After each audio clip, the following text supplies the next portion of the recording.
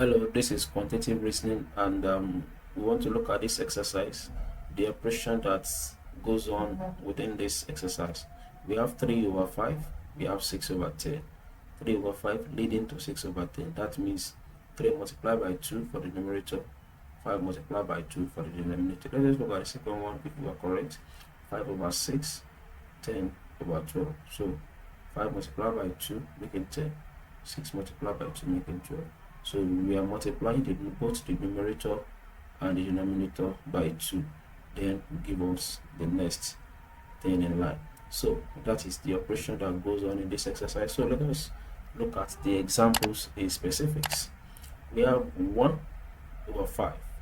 So 1 multiplied by 2. So that will give us 2 over 5 multiplied by 2. That will give us 10.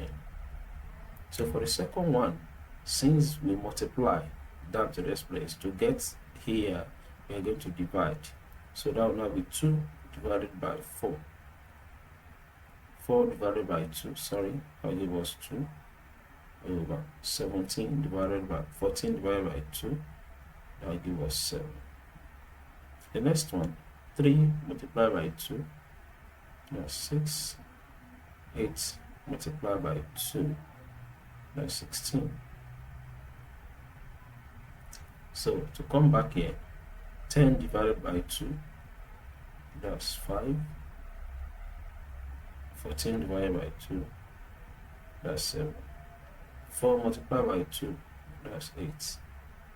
5 multiplied by 2, that's 10. 6 divided by 2, that's 3.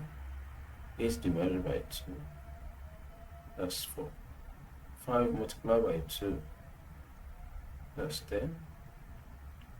12 multiplied by 2, that's 24. 10 divided by 2, that's 5. 14 divided by 2, that's 7. 7 multiplied by 2, that's 14. 12 multiplied by 2,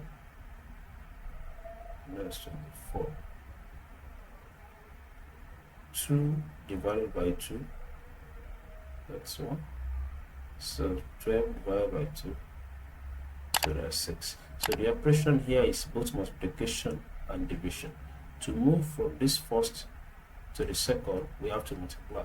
Or to move from the second back to first, we have to divide by 2. So thank you very much. See you next time.